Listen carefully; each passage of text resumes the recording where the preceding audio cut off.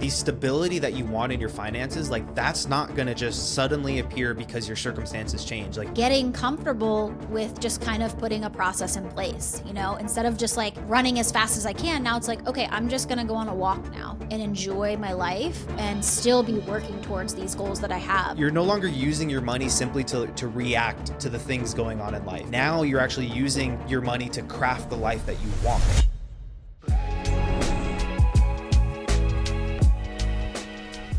Welcome back to the show, everyone. Lauren and I are back for our weekly episode where we talk all things money, from getting out of debt, budgeting, investing, and all the other crazy things going on in the world of finance. Now, Lauren, you were just telling me that you found $5,000 on your kitchen table when you walked out there this morning. What was going on with that? So this is a great story, Nick. And we haven't really talked much over the past 2 weeks because I just got back from my trip to Pennsylvania. I was home for 2 weeks, but during that time, my husband went on a trip to Las Vegas to see WrestleMania. Nice. So that's exciting. But anyway, he went to the casino the first night they got there, and we're not gamblers in the least bit, but he went there with his cousin, and they were playing, like he likes to play craps. So they played that for a little bit, and they were getting ready to go to bed because it was like late at night. And they had decided to play like the penny slots for a little bit, like those machines that you basically just press the button. I'm not sure why people are so obsessed with them, but it's not fun for me in the least bit. So anyway, he put a 50 in, and like it came down the whole way to like zero. And then he's like, I'll just throw one more 20 in and then I'm going to bed. So he played that, kept like betting. It was like a $1.50 bet. You just keep pressing the button, and it's just like this big like light show. So he gets down to his last $3 and he hits like the button, and he gets like all these bonuses, and it just starts. If you've ever played this before, it just like goes crazy. The screen goes insane. Anyway, he fills up like everything that needed filled in the bonus, and all of a sudden it popped up like grand prize $5,800. So he didn't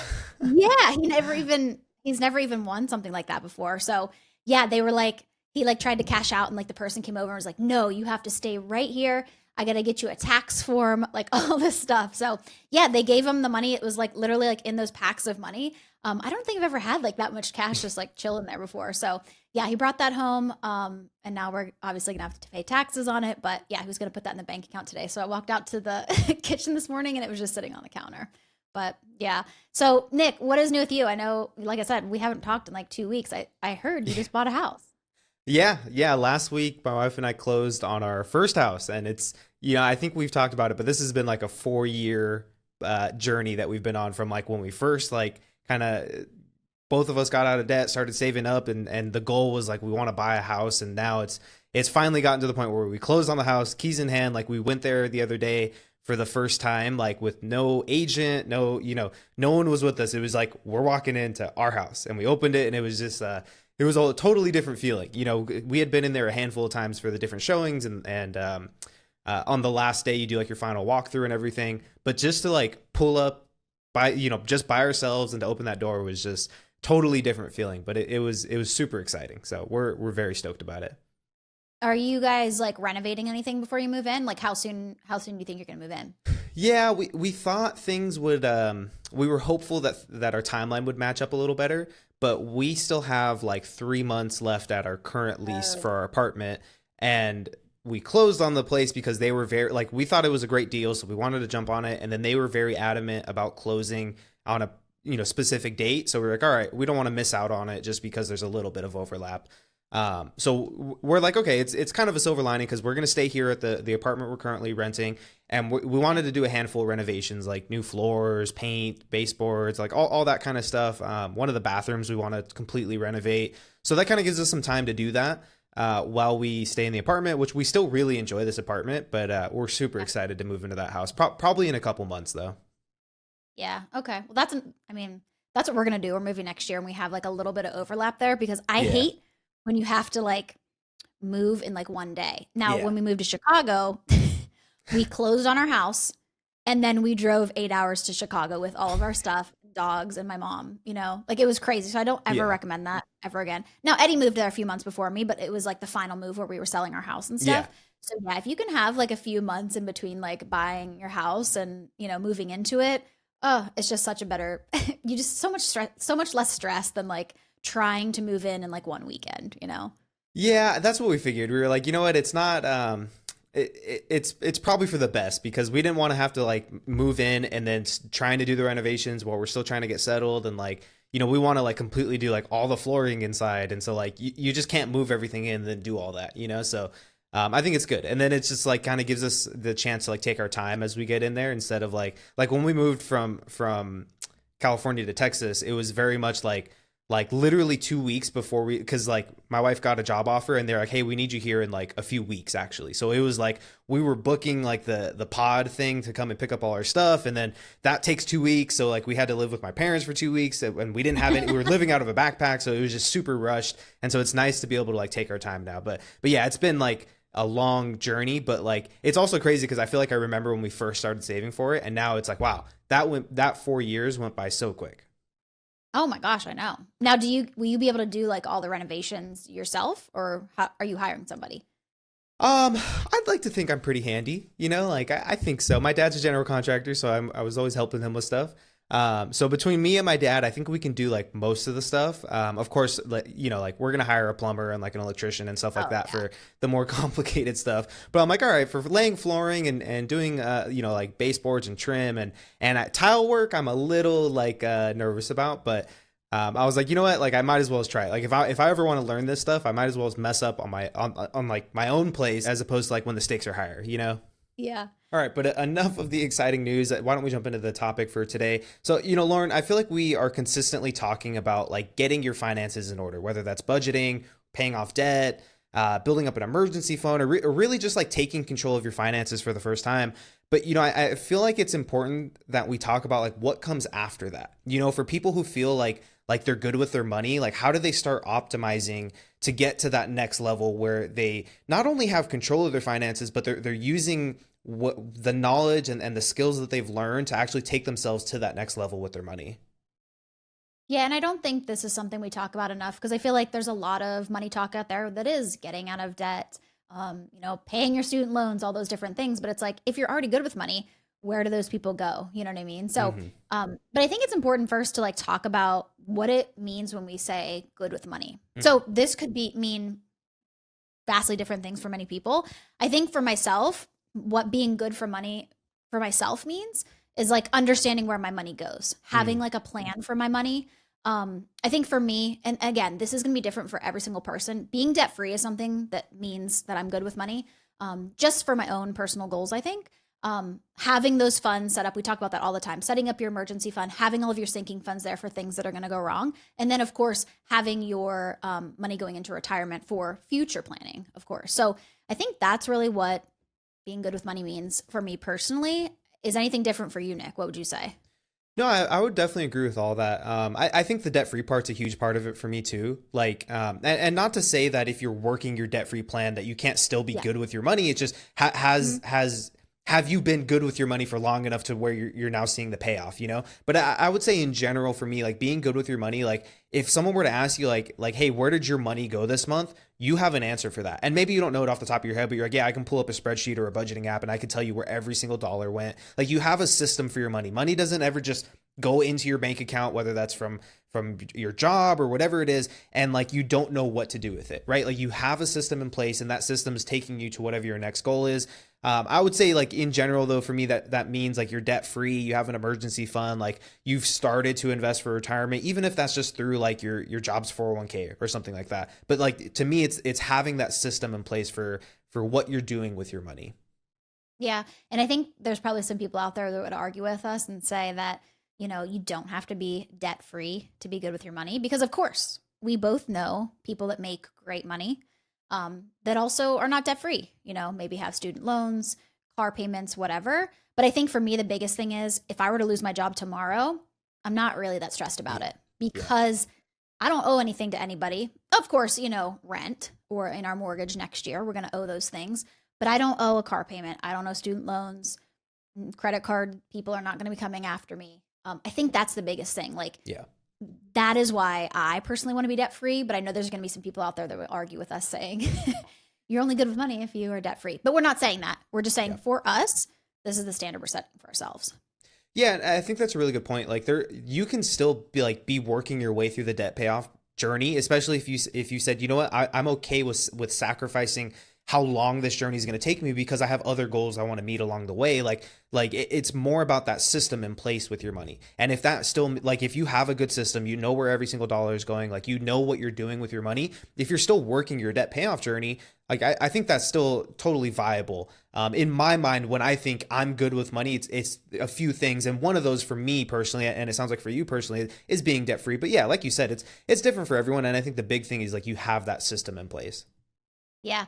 And so I don't even think I'm specifically talking about like people that are working a debt-free journey. I think I'm talking about people who, and I know people like this, they really like to leverage debt so they don't have to Mm. use like their money to pay for things. Like, for example, I've been told many times that I'm stupid for paying cars in cash, that I should be taking a car payment so I can be investing that money or whatever. But for me, I just can't wrap my head around paying it. Right now, cars are like, 6% plus, interest. So I don't know. There's people out there like that though. And I can think of somebody in my mind right now who just argues with me whenever I, kind Yeah. of preach the debt free lifestyle. They talk constantly about, you know, you should do this because then you can put your money in the market and it grows. And I'm thinking like, you're not like, you're not thinking about like the risk or considering the risk there. Like, yeah, that's all great and fine until something happens to your job. You know what I mean? Yeah. So I don't know. Again, it's different for everybody. Everyone can live their own life, but yeah, that's what it means for me.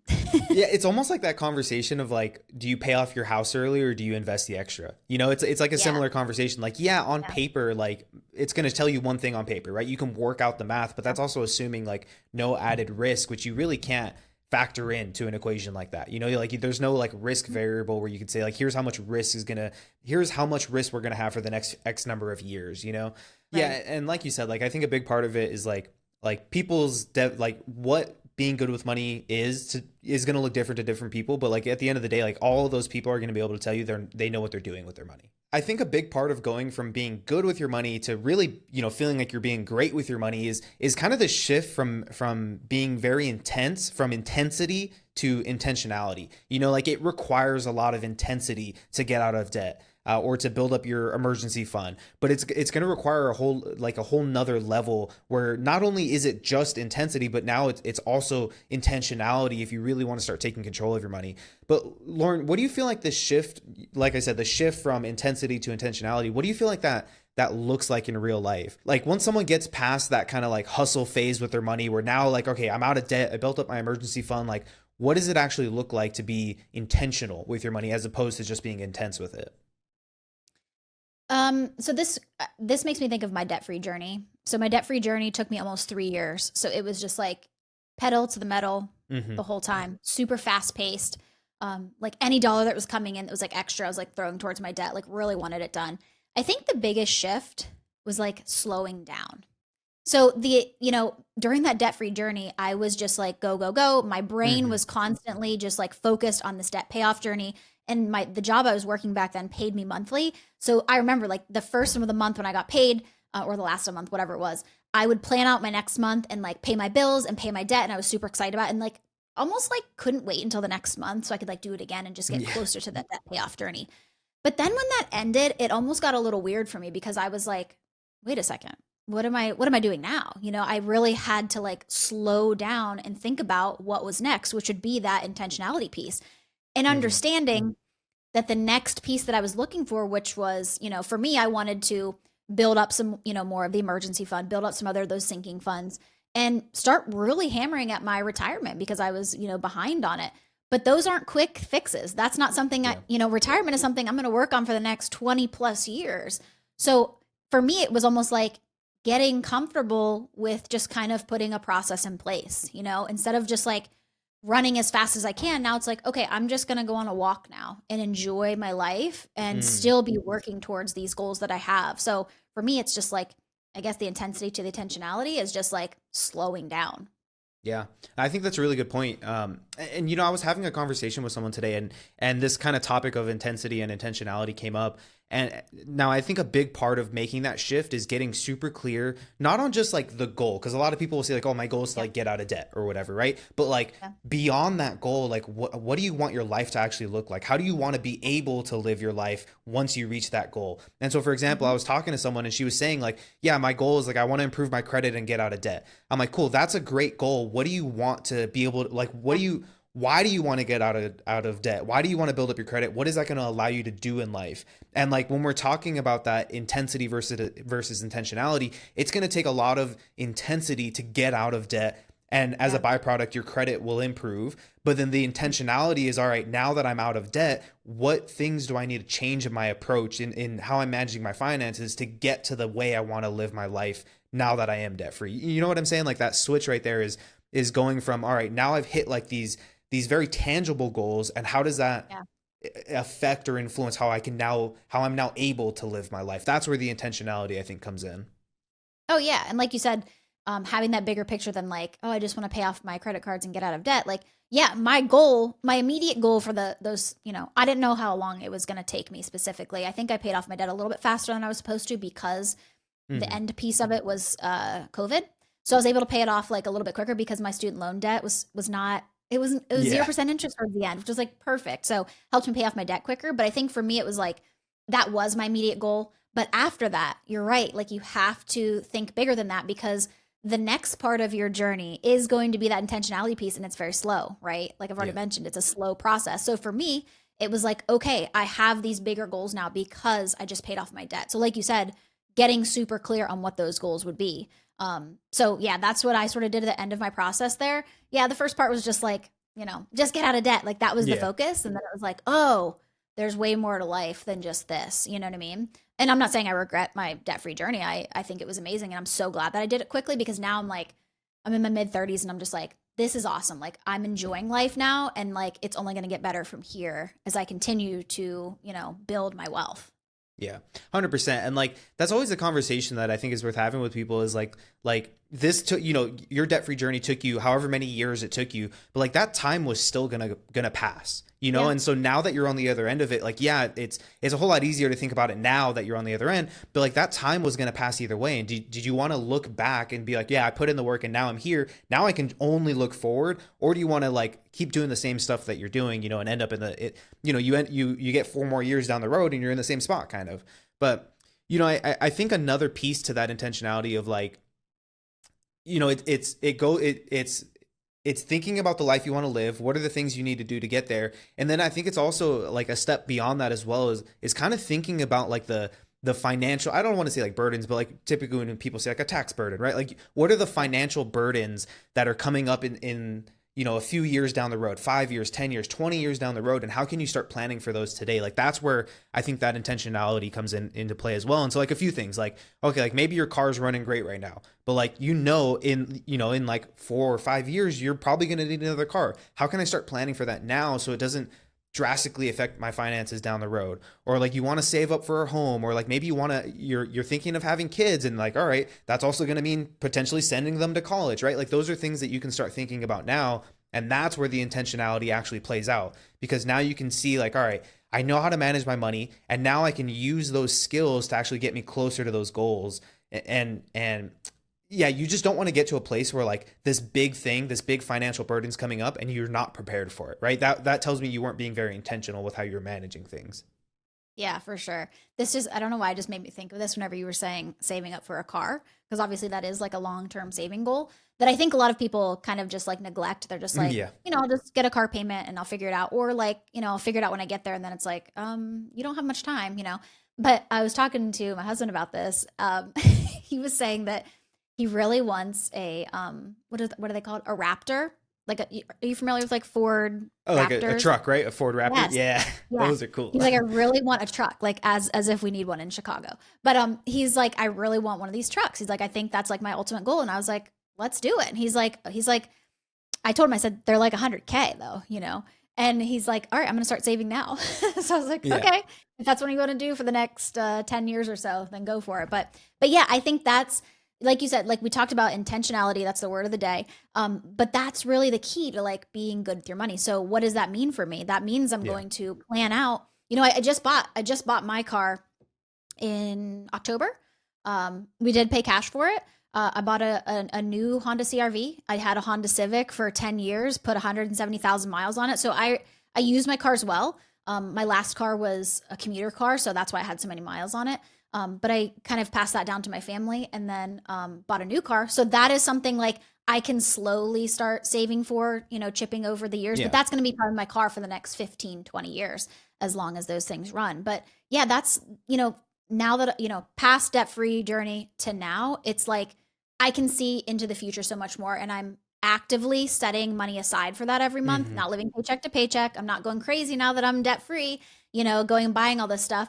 I'm just looking at my long-term goals and putting money towards that every month and just living my life. Of course we're having fun in there, but I'm also being super strategic about, what do the next 5, 10, 20 years look like, 100%. And what you're saying, like, I had written something down when I was thinking about, like, what do I want to say in this episode? And like, one of the things I wrote down is like, when you switch from intensity to intentionality, like you're no longer using your money simply to react to the things going on in life. Your money isn't reactionary. Now you're actually using your money to craft the life that you want, right? And that a big part of that comes from achieving some of those tangible goals, like getting out of debt, building up the emergency fund, maybe your credit's in a really good spot. Like you've reached all these other goals that are very tangible, and now you can use that to craft the life that you want. Like the intensity part is about the speed, about how quickly can I move, how efficient can I be with getting to these very tangible goals. But then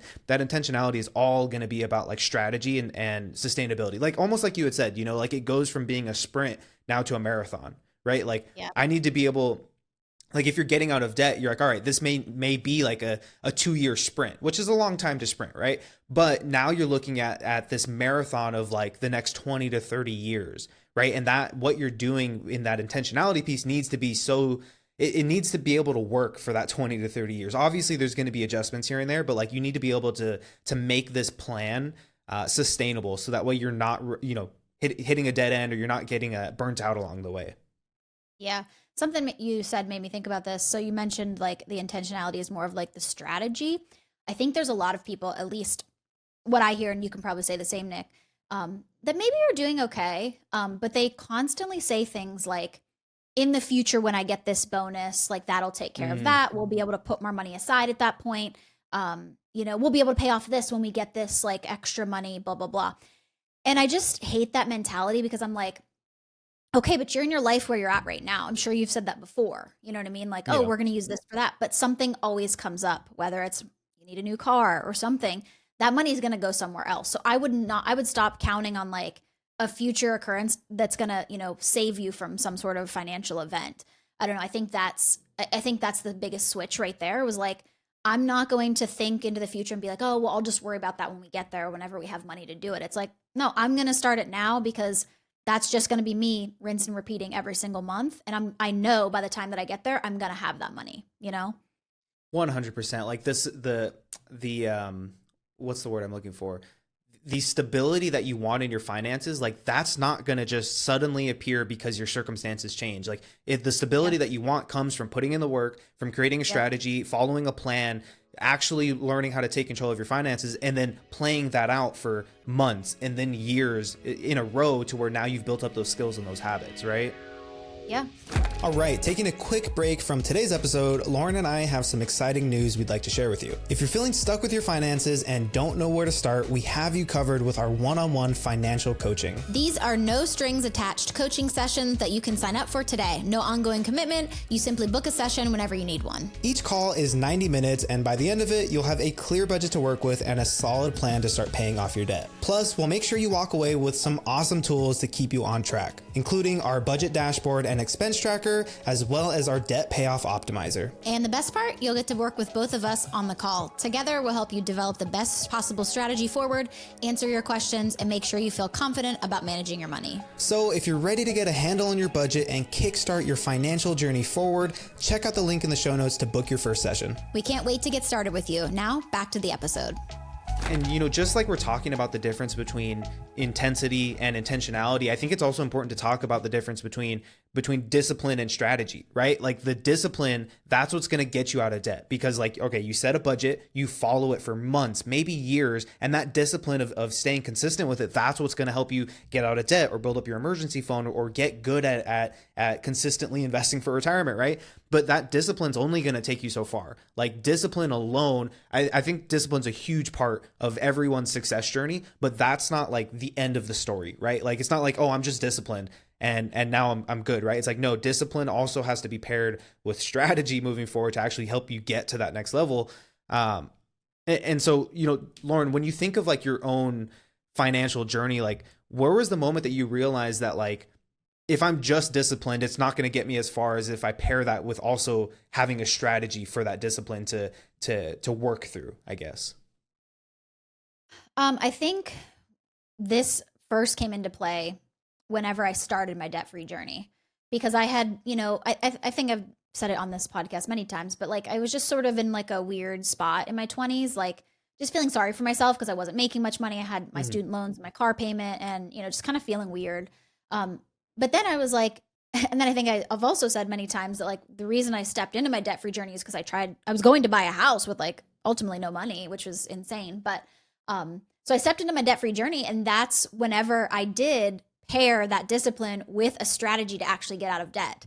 Now you can strategize all day to get out of debt, and we can make somebody a debt-free plan, but are they going to stick with it? So I think that's where those two pieces came together. And once I had a plan and matched with my discipline, which I have really great discipline, I thank that my gymnastics background for that.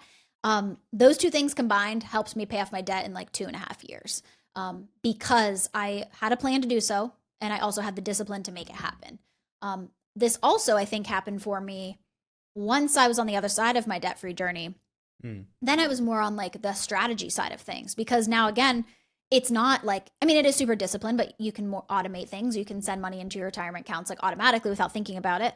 But that's where I had to get a little bit more strategy on my side because now I'm playing the long game, right?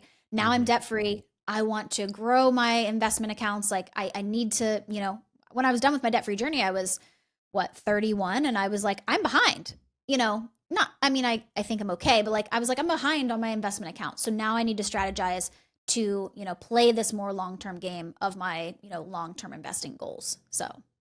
Yeah, the strategy part is coming up with that plan, and then now that you have the plan, like okay, now the discipline can continue to kick in, and you can really work that plan. But like this whole conversation of like discipline and strategy, like it really got me thinking about like when I first started investing, and I remember when I first opened up like a Roth IRA, I was like, this is like the coolest account ever. Like I'm not gonna have to pay taxes on it, and I remember I was like, all right, I want to commit myself to like an amount that I can just consistently put in here every single month. And this was like at the beginning, this was like right when I got out of college, and so like to me at the time, $100 a month was like, that feels like I'm really doing something, and like granted for some people like doing $100 a month is a great starting point. It was a great starting point for me, and like doing that over and over, that's what built up the discipline of like, all right, this is just another bill in my head, like it just has to get paid, and I'm not gonna see I'm not going to see what that grows into anytime soon, but it's coming with a belief that that's going to pay off in the future.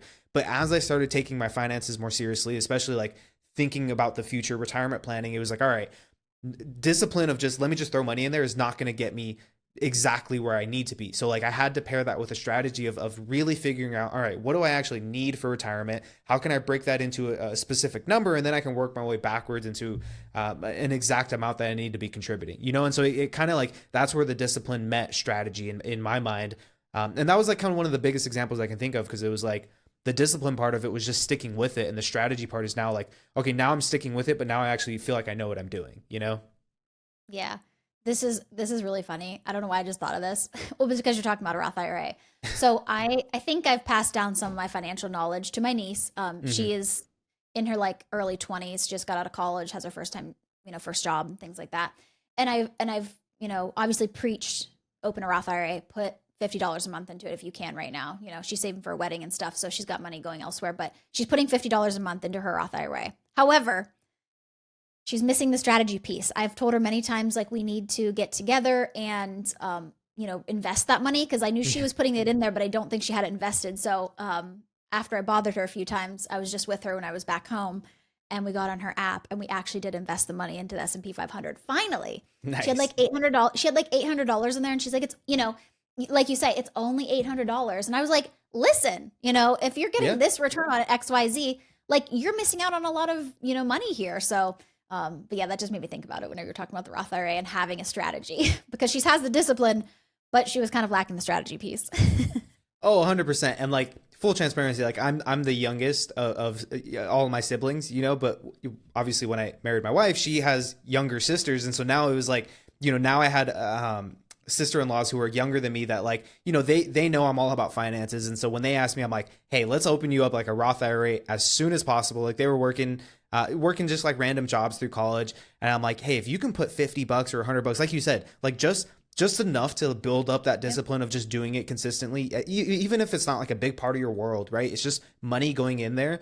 Like, oh man, that's going to get you so far. And then like that next level is showing them, all right, hey, if you do this in 30 or 40 years, this is what it's going to grow to. And if you added to that, right? Even if you just doubled what you were doing, which from $50 to $100 is not that much, of someone's world to think about. Like, look how much more it can actually grow to. And so I don't know. I think that's a really exciting moment when people kind of make that, start to see like, okay, like now that I'm being disciplined, like can the strategy actually really improve what I'm doing and get me so much further? Talking about the strategy pieces, this makes me think of a question. So let's say, and this episode is for those people that feel really good with their money. So they potentially are debt free, are not living paycheck to paycheck. They know exactly where their money's going.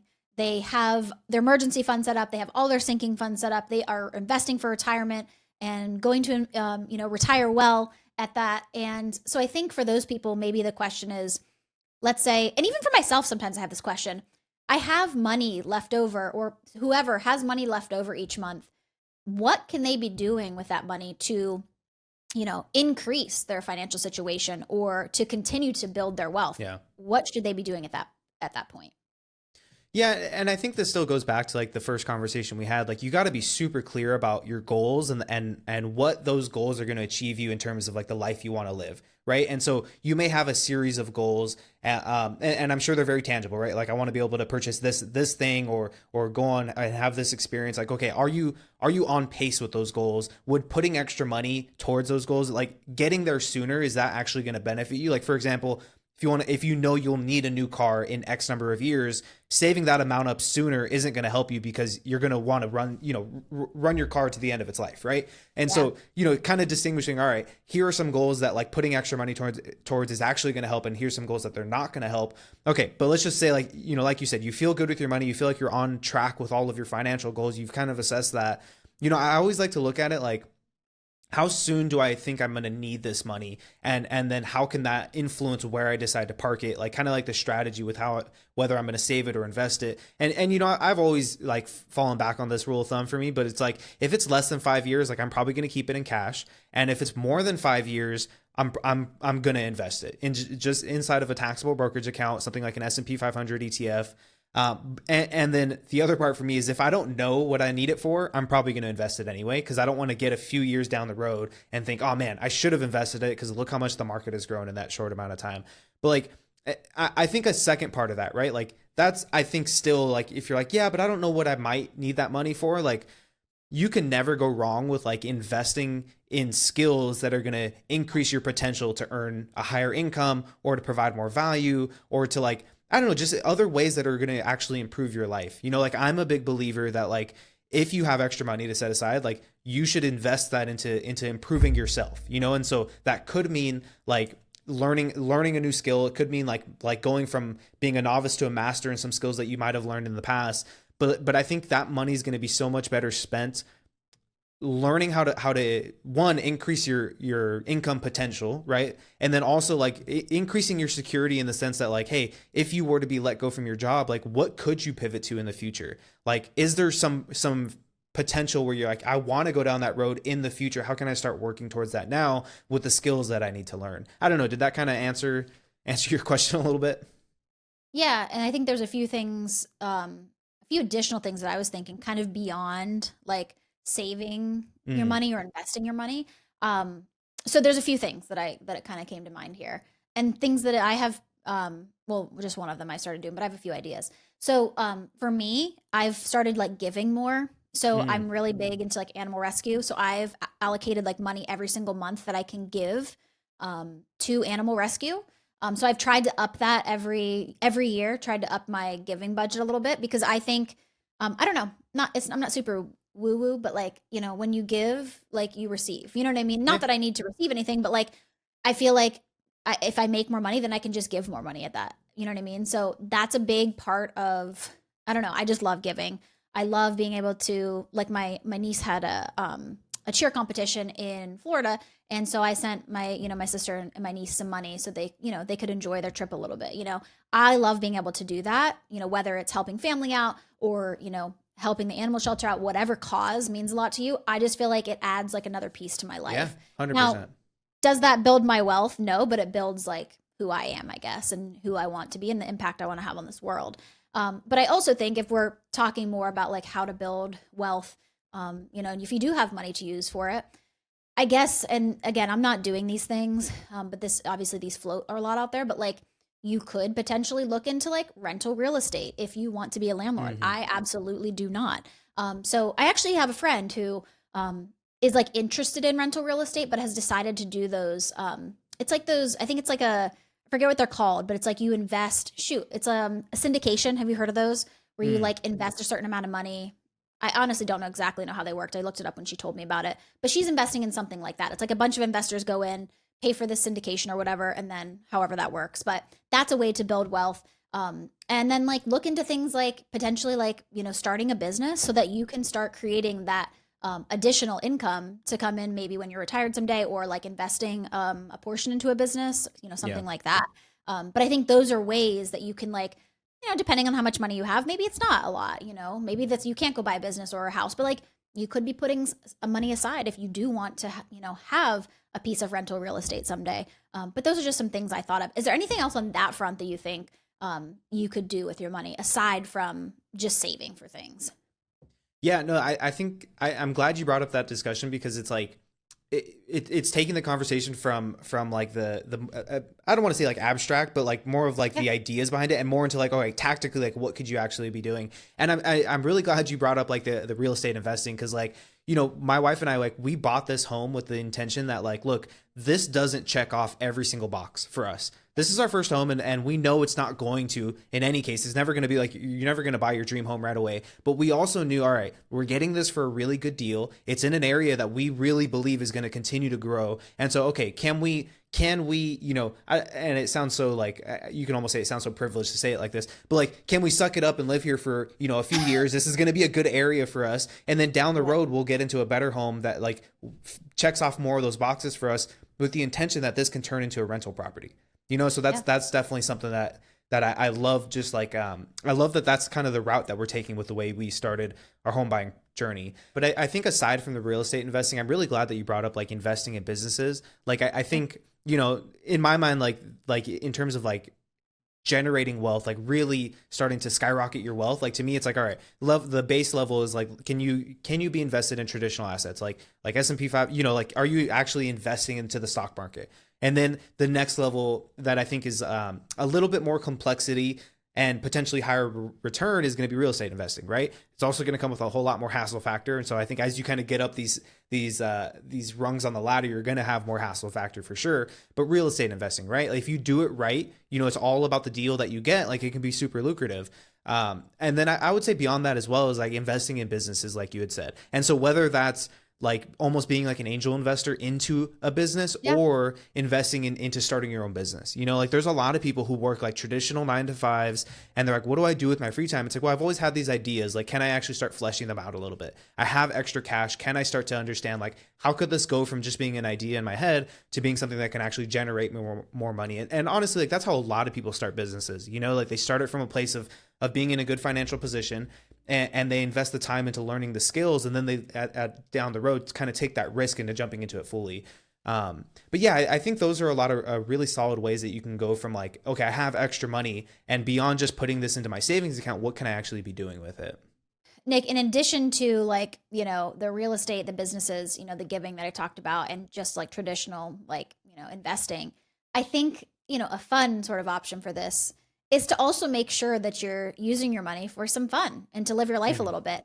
I think there's a lot of people, and I think I have found myself getting into this a little bit. Like, you're so focused on those goals, like retirement.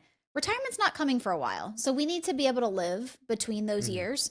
And people saving for cars and saving for the emergency fund and stuff, but also, being able to live a little bit as well. I've said this many times on the podcast, but I've read that book, Die with Zero, and it really sort of changed my thoughts around like investing for retirement and how Yeah. much you actually need.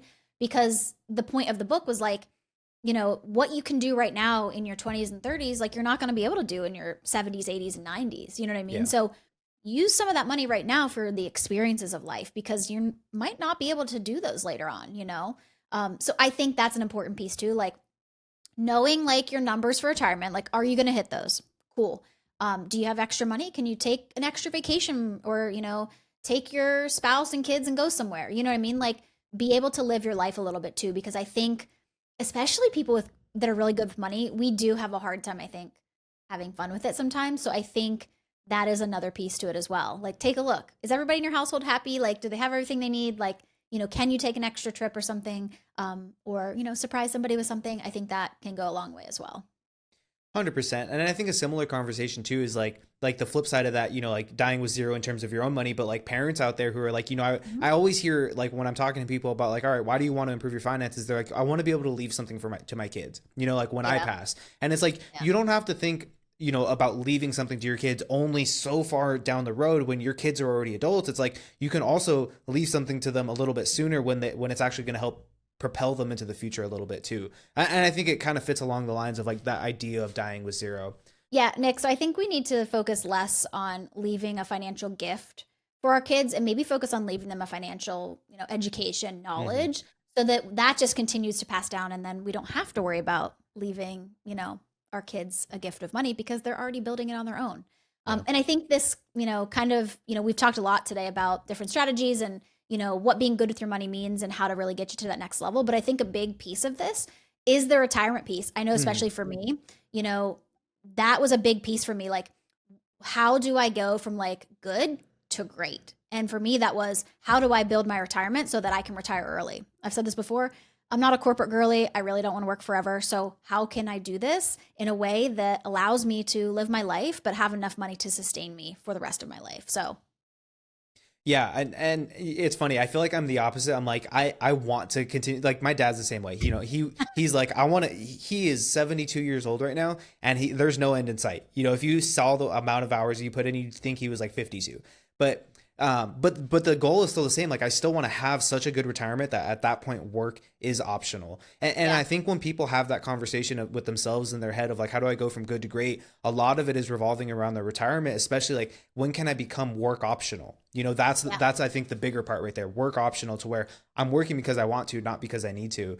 And I think a big part of it is your savings rate. As silly as it sounds, like it's simply just a math equation. mhm, How much money do I need to be able to be work optional so that nest egg lasts me until I'm deep into my retirement. yeah, And you can work that amount backwards into you can work that into a total amount. Then you can work that backwards into what do I need to be saving today.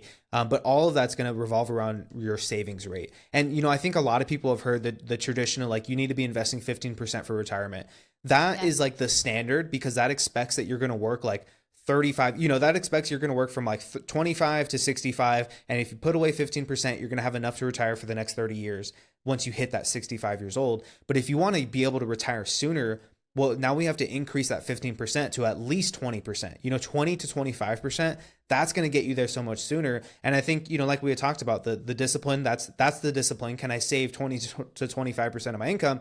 The strategy is where do I actually start investing that money? Because if I'm just putting it in retirement accounts, it doesn't matter, how much I build up. I can't touch it until I'm 59 and a half anyway, and for me, that's why I really love the idea of investing inside of a taxable brokerage account, which is going to act as like the common term for it is a bridge account. That's going to yeah, bridge me from when I want to stop working to when I can actually touch the rest of my retirement funds. I think that is such a big piece there as well. Is like if all of your money is in retirement funds, you're guaranteeing that you have to continue working until you hit retirement age. Otherwise, you're faced with so many penalties for taking that money out.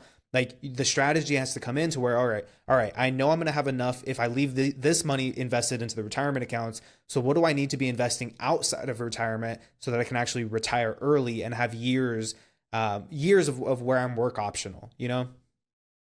Yeah, and I think that's like we're talking about here, like going from good to great. And I think there's a lot of people that might not even be good with their retirement savings because they don't know what that number looks like. They're Yeah. living their life like they're living right now.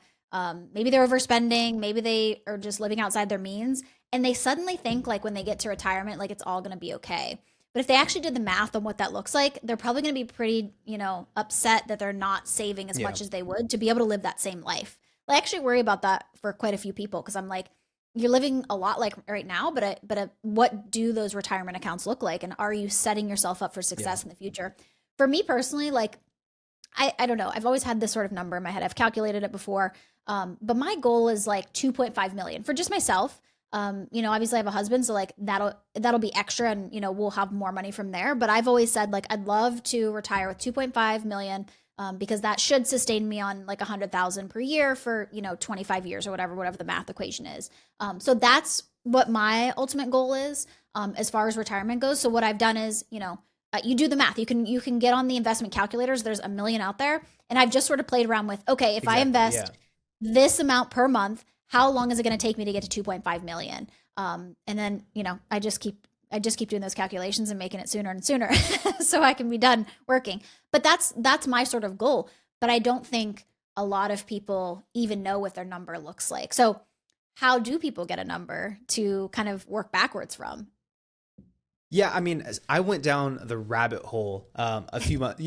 I went down the rabbit hole recently. I was like, all right, what is like the exact number that I want to hit, and like how did I get there? And so to me, it was like, all right, what do I think today is an income or like the amount of money that we're able to pull off our investments per year that I would be happy living with, right? And that number is going to be different for everyone. And I think you Yeah. got to look at how much you're making now, or like rather, how much are you actually bringing home, and what does that afford you in life? If you're Yeah. not if you want to be afforded more, cool, you're going to need more than whatever you're earning now. And if you are comfortable with where you're at, then cool, you know your number. But kind of figure out what is the income that I want to have access to um, if you didn't have to work, right? I think that's a big part of it too, because if all of your time is taken up at work, and now all of a sudden you go to no work, now you're going to have a whole lot more opportunities to spend cash. So probably add a little buffer to that. But let's just say it was like $100,000. Cool, $100,000 is gonna you're gonna be satisfied with that amount of money.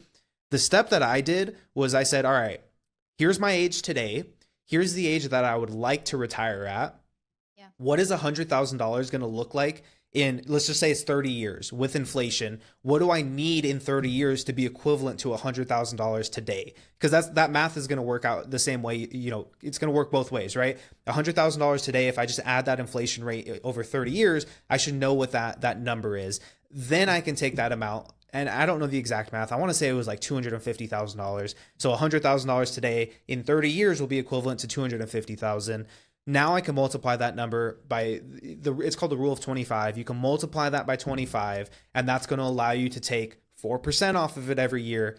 And you should be able to sustain yourself with that, accounting for inflation every single year. So that's kind of how I got it. I think that's one piece that a lot of people are missing is they look at like, all right, how much do I want to be able to take out in retirement? But they're also not factoring in like, all right, in 30 years or 20 years of inflation, like what is that actually going to be purchasing power wise, Yeah, for sure. And I think, you know, I mean, I didn't really put inflation into my calculation. I just sort of that's my baseline number. But I didn't, I did not put my husband's information in with me. I'm just sort of like doing it on my Yeah. own. So I also account for that. And I'm also accounting for having no rent or house payment by the time that I retire, so that because that's like the biggest piece I feel like of your financial puzzle. So for Hmm. me, it's just like I think the rule of 25 for me was like I'm going to use 100 grand as my base like per the year. And if you have no house payment with that, and you're already, again, I don't do car payments or anything. So like I don't necessarily have any payments there other than taxes and utilities and such. I think 100,000 would be a pretty good thing, even with inflation up. I think Yeah. you can live really good on that. But yeah, that's where I sort of am. And, I love looking at the numbers and calculating like how long it's going to take me to get there and what I can do to like boost that up. But I think there's a lot of people missing that piece of like actually planning ahead and seeing like, okay, so if I want to continue to live life like I am right now into Yeah. retirement, I need to do the math backwards and start immediately. Now, I don't think you need to buy yachts in retirement. I'm not going to be able to buy a yacht in retirement, Nick. But what I do want to be able to do is retire early and go spend my time at the animal shelter. I know you say you want to work. I just am not in love with like careers. Like I have never found a job where I'm just like, wow, I want to do this for the rest of my life. I really like volunteering in animal shelters, and that doesn't, if it pays anything, it doesn't pay anything at all. So that would be like volunteer work for me, but that's something I would do like every single day, and then go to the gym and just probably like be active in my community. Of course, maybe doing some other things on the side, but yeah, that's what like my retirement plan looks like. But you have to have a plan, and you have to know the numbers, to get there. Yeah, and like I don't know, the last time I can remember like going on an extended trip was when my wife and I went on our honeymoon, and that was like 2.5 weeks. Like I want to say it was almost 3 weeks that we were, not working, traveling, just doing fun stuff. We even like came back home, still had about a week at home, just relaxing on the couch, hanging out. And I remember, and I got to be careful how I word this, but I remember at the end of our honeymoon, I was like, I wasn't like, oh, I need to get back to work. It was more of like, I'm like excited to return back to work. I'm excited to continue working, to continue doing the stuff that brings me joy, right? A lot of what brings me joy day to day is the work that I do. And so I think that's a big part of it for me. But like, again, I also want to be at the place where it is optional to do that, to where if one day I wake up and I'm like, you know what, I don't feel like doing anything today, I don't have to, I think to kind of wrap up this episode, the two big things that I think we touched on is one, making that shift from intensity to intentionality. And then, as part of that intensity, you're probably going to learn the skill of discipline. And now once you get into that intentionality phase, it's pairing that discipline with an actual strategy, right? I think that's a big part of it. The other part of it is like beyond like, what are my tangible goals? And now looking past those goals and saying, what do I want, when I reach those goals, what do I want that to afford me in life? What do I want to be able to do as a result of reaching those goals? Like, I think those are two huge parts of it. I'm always a big believer that like budgeting is going to be a big part of your financial journey, investing, like those are kind of the more like tactical things you could be doing. But at the end of the day, like those have to be heading, like putting you on a path towards something. And I think aiming in the right direction is going to be the biggest part for most people. Lauren, do you have anything else to add for this episode? I don't think so. I think this episode was packed full of really good nuggets. So I think that's a perfect way to wrap it up. Awesome. Well, as always, if you enjoyed this episode, the best way you can help us grow, consider subscribing and sharing this with a friend. Yeah, and if you want to have your money question answered on the show, you can visit our website, justanothermoneypodcast.com, and click the submit a question button. And don't forget to join us for the next episode of Just Another Money Podcast.